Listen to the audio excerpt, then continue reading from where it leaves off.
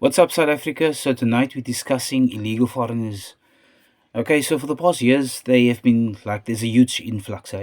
These people are coming here and they are taking our locals' jobs. Okay, so who do you actually blame in this instance? You need to blame the government. Okay, number one, and also the corporate institutions like Pick and Pay, um, Shoprite Checkers, your big corporate institutions, and also KFC, okay, or like your retail franchise stores, like your food outlets. They get Uber drivers, okay, or Uber Eats, or Shoprite Checkers. They will get that 60/60. They deliver your food within 60 minutes. So the foreigners, okay, they come into South Africa, and our corporate companies, our corporate institutions give them jobs. Okay, so they're not working with the government.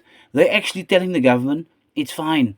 These people can get a job here. So in the back of my mind, I was told that you need to have a critical skill in order to actually work here, and also a visa that actually comes with that. But they don't have visas. They're undocumented, and I don't have a problem with the legal foreigners. I mean, they've done they do due diligence, and they've got the papers in order. That's good. But the problem I have is with undocumented foreigners, okay? Their children, they're gonna need schools, they're gonna need hospitals, and what they're going to get from our hospitals is basically basic healthcare, okay? Which in other countries they don't do that. You only get emergency healthcare. Okay, there's a difference. If you have basic healthcare, then you will get your medicine, your chronic stuff. But emergency, I understand. Everyone needs what do you call it?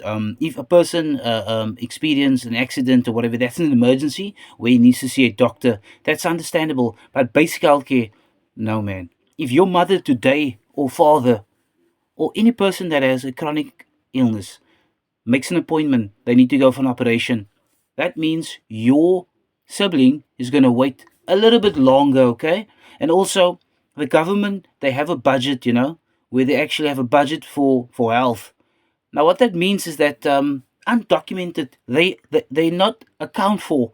You, they can't be in a statistics, which means how can our government have a budget but they don't know how many people, how many foreigners are illegal foreigners are here? Okay, that is a problem. Okay, if you look at our unemployment rate, we're talking about 33, 34 unemployment rate here in South Africa. Okay, but if you look at other countries, and I'm talking about the legal foreigners that's predominantly here in South Africa. I'm just going to read the stat quickly. So, an unemployment rate in Somalia, okay, is 19.9%, or 19, say 19%, 19%. That's far lower than South Africa, but yet they are here, okay. Zimbabwe, 21% in the 2020 regions, is still again lower than us, okay, South Africa. Then you have Nigeria. Nigeria is 4.1%, okay? But it's a little bit tricky because Nigeria has a lot of people working in the informal industry, okay? But formal industry, formal is 7%, okay? The formal sector. And what I'm trying to say is that they also have a big unemployment, but the majority of their people work in the informal sector, okay? With 7% only being in the formal sector. And then how many foreigners according to Stats SA?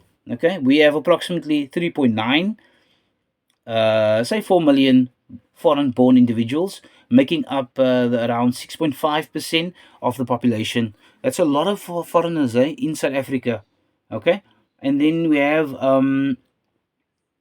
when a foreigner, a illegal foreigner, goes to a hospital, the hospital, before the hospital actually assists them, they need to report that foreigner to the immigration, or what is it called again? They need to report them to Home Affairs. Okay, that they're undocumented.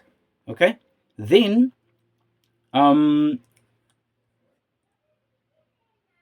you need to have a special skill in order to actually work here. But the problem is our institutions, corporate institutions, is failing us miserably. They're choosing foreigners over locals, which is very, very bad. Okay, and also it's affecting our schools as well. Like I said, they're buying houses here as well.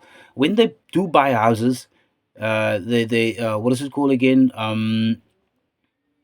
They buy the house at an exorbitant price, okay, forcing out the locals and actually pushing up the rates, the water rates in that area. It's called a certain word, okay, where they actually they buy the houses and then it pushes up the water rates.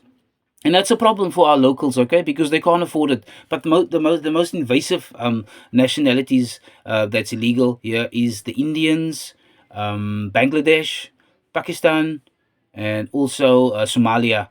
They are basically building their own empires. Okay, while we need to actually take, we need to actually look at this and see how can we improve, how can we start our own business. We need to actually come together and unite. And I know we are united. It's just we are overwhelmed with the amount of tuck shops there is. Okay, they are running a if they have one tuck shop, they make sure they have a couple of tuck shops where they make sure that they control the price, the local economy. They're basically starting or building their companies to a part where they own the whole chain, okay, from the manufacturing plant, building their own goods, okay, especially the products that they use, which is goods or products that is not actually went through proper procedures in order for them. It's not legal products, okay? It's counterfeit goods, and that's why some of our children actually can get sick. But yeah, that's enough. And I just want to say that we need to put pressure on the government and also on our local corporate institutions, which is Shoprite and Pick and Pay. Please employ our people and not foreigners over locals.